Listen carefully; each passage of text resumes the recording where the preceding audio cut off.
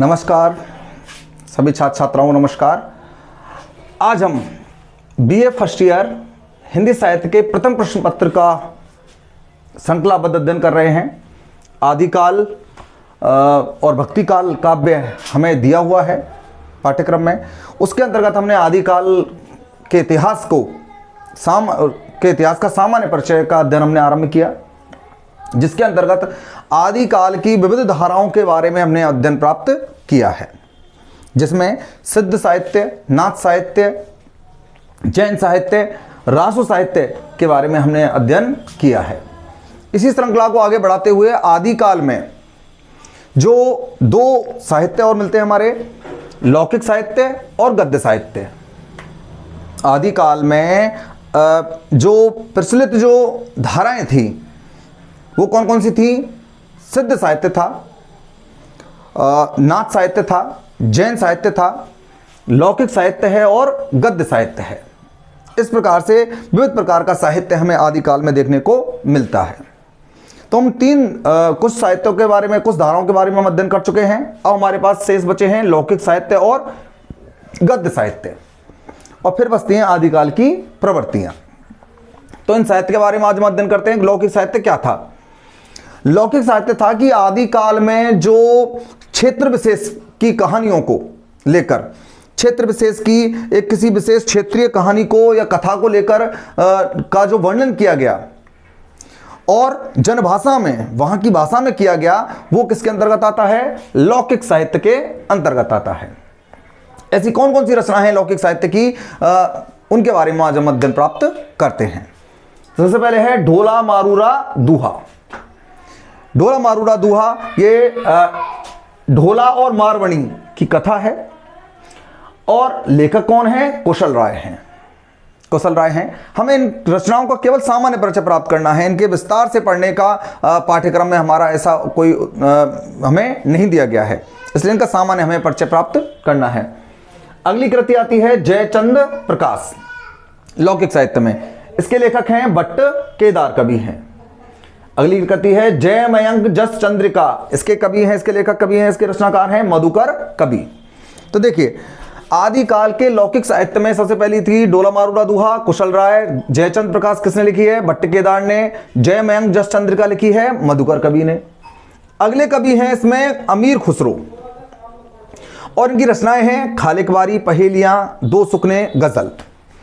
अमीर खुसरो आदिकाल में एक ऐसे कवि के रूप में हमारे सामने आते हैं जिन्होंने एक अलग ही रचना विधान हमारे सामने प्रस्तुत किया है लोगों के मनोरंजन के लिए, और मनोरंजन के साथ गंभीर ज्ञान देने के लिए उन्होंने पहेलियां और मुकरियां आदि की रचना की है। और इनके साथ साथ वो जहां आम जन के लिए मनोरंजन का साधन उपलब्ध कराते हैं, वहीं उसमें छिपे हुए गहरे ज्ञान से भी वे उन्हें अवगत कराते हैं। अमीर खुसरो जो हैं वो, उनकी रचनाएं हैं खालिकवारी है, पहेलियां हैं, दो सुकने हैं और गजल हैं। गजल, पहेलियां आदि के बारे में जो आरंभिक रूप हमें मिलता है वो किसकी रचनाओं में मिलता है? अमीर खुसरो की रचना में। और एक इनके बारे में महत्वपूर्ण बात है कि ये पहले कवि थे आदिकाल में खड़ी बोली में काव्य रचना करने वाले प्रथम कवि हैं। आदिकाल में भाषा कौन सी थी? अपभ्रंश थी, राजस्थानी थी, और राजस्थानी और ब्रज का मिक्स रूप थी। ब्रज भाषा का भी जो मिश्रित रूप है वह हमें देखने को मिलता है। मुख्य रूप से अपभ्रंश है, अबहट्ट है, राजस्थानी है, और ब्रज का मिश्रित रूप हमें आदिकाल की भाषा में देखने को मिलता है। इसके साथ ही यहाँ आदिकाल में खड़ी बोली में काव्य रचना करने वाले ये प्रथम कवि होते हैं। इन्होंने अपनी जो रचनाएं हैं किसमें की हैं? खड़ी बोली में की हैं। और साथ ही मनोरंजन के साथ साथ ज्ञान का भंडार माने जाने वाले कवि रहे हैं। कौन? अमीर खुसरो, जो किसके अंतर्गत आते हैं? अपने लौकिक साहित्य में इनकी रचनाओं को शामिल किया जाता है। अब देखिए, दूसरा जो साहित्य हमारा आदिकाल में वो है, अगला साहित्य है गद्य साहित्य। देखिए, ज्यादातर जो रचनाएं हैं पद्य में लिखी गई हैं, पद्य काव्य के रूप में, और काव्य ही सबसे ज्यादा चर्चित रहा है। लेकिन कुछ गद्य रचनाएं भी आदिकाल में हमें देखने को मिलती हैं। वो कौन कौन सी हैं देखते हैं। राउल बेल जिसे किसने लिखा है? रोड़ा ने। ये एक शिलांकित कृति है, शिला पर अंकित है। और क्या है? चंपू काव्य है। चंपू काव्य किसे कहते हैं? वह काव्य जो गद्य और पद्य मिश्रित हो, काव्य भी हो और उसमें क्या हो? गद्य भी हो। तो गद्य और पद्य मिश्रित काव्य को क्या कहा जाता है? चंपू काव्य कहा जाता है। तो राउल बेल कैसा है? किसने लिखा है? रोड़ा ने लिखा है। और कैसा काव्य है? चंपू काव्य है। कैसा है? शिलांकित, शिला पर अंकित ये रचना है। अगला है उक्ति व्यक्ति प्रकरण, इसके लेखक हैं दामोदर शर्मा। अगले हैं वर्ण रत्नाकर और इसके लेखक हैं ज्योतिरीश्वर ठाकुर। तो ये गद्य साहित्य की कुछ महत्वपूर्ण रचनाएं हैं। ये लौकिक साहित्य की रचनाएं हैं जो किसके अंतर्गत पढ़नी है? हमें आदिकाल के अंतर्गत हमें उसका अध्ययन करना है। आदिकाल में भक्ति काल से जुड़े हुए छोटे छोटे प्रश्नों को हमें पाठ्यक्रम में दिया गया है। हमें प्रश्न पत्र में हमें ये प्रश्न आते हैं कि भाई आदिकाल के लौकिक साहित्य की रचनाओं को 2 रचनाओं के नाम लिखिए, या आदिकालीन गद्य साहित्य की 2 रचनाओं के नाम लिखिए। तो इस प्रकार से धीरे धीरे हम सामान्य रूप से इन रचनाओं को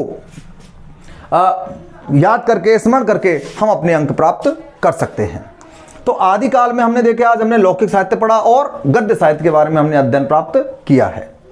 अब हम आगे जो हमारा अब पाठ चलेगा वो चलेगा आगे अपने श्रृंखला में अध्ययन में अपना होगा कि सबसे पहले हमें अब पढ़नी है आदिकाल की प्रवृत्तियां, कि आदिकाल की प्रमुख विशेषताएं क्या रही हैं, आदिकाल क्यों चर्चित रहा है, क्या उसकी विशेषताएं, उसकी प्रवृत्तियां रही हैं। अब आदिकाल की प्रवृत्तियों के को पढ़ने के लिए हमें उसके साहित्य के बारे में जानकारी होना आवश्यक है। तो हम उसके बारे में पढ़ चुके हैं। हमने देखा है कि इसमें क्या है, सिद्ध साहित्य का भी चर्चित रहा है, तो नाथ भी रहा है, जैन साहित्य रहा है, तो रासो साहित्य इसकी अमूल्य कृति रही है, अमूल्य धरोहर है रासो साहित्य। कल हम रासो साहित्य के बारे में हमने अध्ययन किया था। उसके साथ साथ हमने देखा था कि रासो में क्या था, श्रृंगार और वीर रस की क्या थी, प्रधानता थी। और रासो काव्य परंपरा का सर्वश्रेष्ठ ग्रंथ किसे माना जाता है? पृथ्वीराज रासो को माना जाता है। इसी प्रकार उसी श्रृंखला में आज हमने पढ़ा है लौकिक साहित्य और गद्य साहित्य।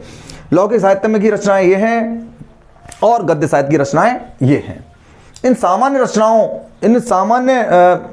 रचनाओं को स्मरण करके हमें आगे के अध्यायों का अध्ययन करना है। साथ ही इनके साथ ही हमें ये देखना है कि आदिकाल की जो प्रवृत्तियां हैं वो इनसे जुड़ी हुई हैं। और अब हम आदिकाल की प्रवृत्तियों के बाद हमारा आता है कौन सा? भक्ति काल आता है। भक्ति काल की विविध धाराओं का हम विस्तृत रूप में अध्ययन, संचित छोटे छोटे भागों को मैं उनको बांटकर उनका अध्ययन प्रारंभ करेंगे। धन्यवाद।